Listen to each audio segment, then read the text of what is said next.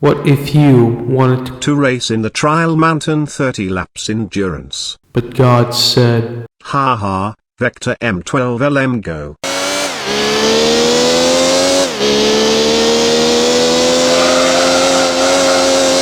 The Vector M12 LM is a very cool, very fun race car, that is from the US of A.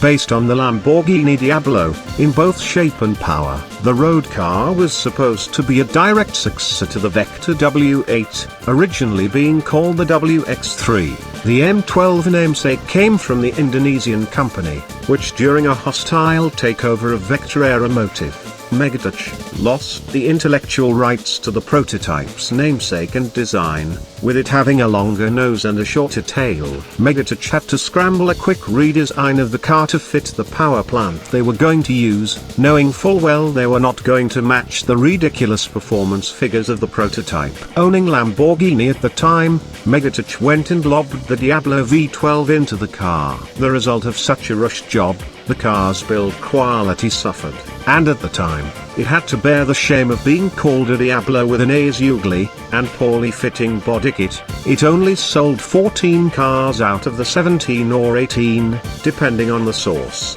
M12s. During their last-ditch attempt to get the Vector nameplate off the ground, they decided to take it racing, with little to no success, since the race car was just the base M12 with a more aggressive air rocket and a slightly tuned engine. It was slower than its contemporaries at the time, which led to the team and also Megatouch folding, being bought out by VW. After a long legal battle, the original owner of Vector Aeromotive, Gerald Weijet, managed to get his assets back, but as Megatouch failed to pay for the Diablo V12s to Lamborghini, they took Weijet's personal W8 as payment. Even though he won it back in the preceding court cases, Lamborghini didn't return the car, and up until recently, it was sitting under wraps in Lamborghini's storage. Unfortunately, Gerald didn't get to see his own car, since he had passed in 2021, while reportedly working on a new Vector supercar,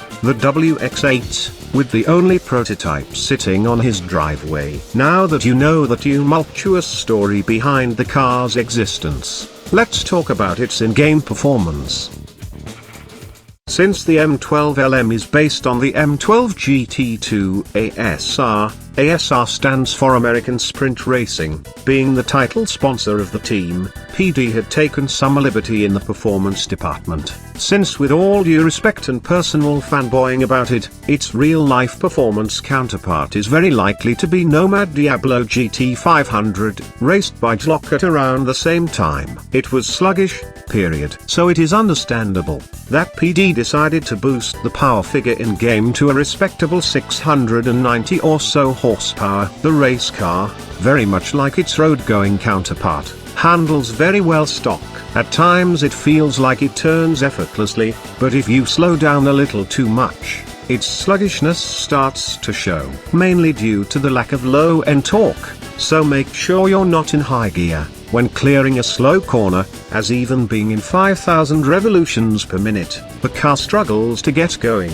So keeping momentum is key to ensure you maximize the performance of this streamlined wedge. The car feels very planted on the floor, but at times it struggles to make a turn with its stock settings, being a mid-engined machine.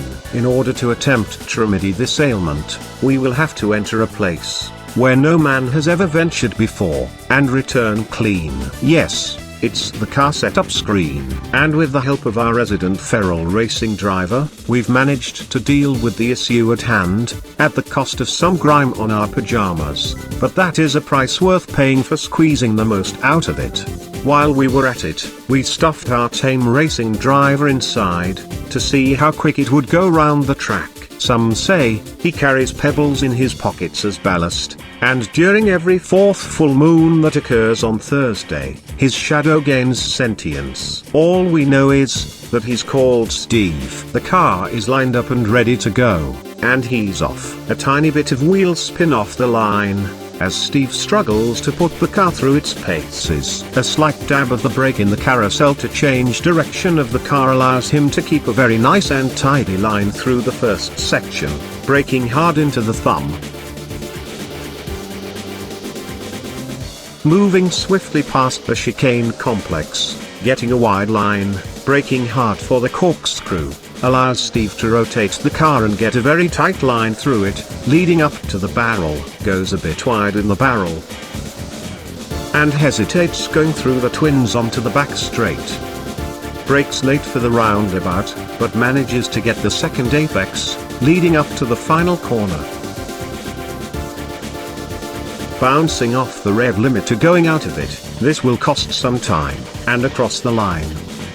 And the time is 1 minute 15.039, and this puts it right in between the Elise GT1 and the Ford GT40, which was to be expected. Now for some closing thoughts. The Vector M12 LM is PT's vision of an American supercar turned racer, apart from the fact that it handles amazingly well and is decently fast, for something with an engine from a Diablo, with amazing looks to match. Unfortunately, its real-life counterpart was a gambit doomed to fail from the start, which signed the death warrant for Vector and Megatouch. And with the passing of Gerald Weychert, just like with DVR, we probably will never see the Vector nameplate ever again.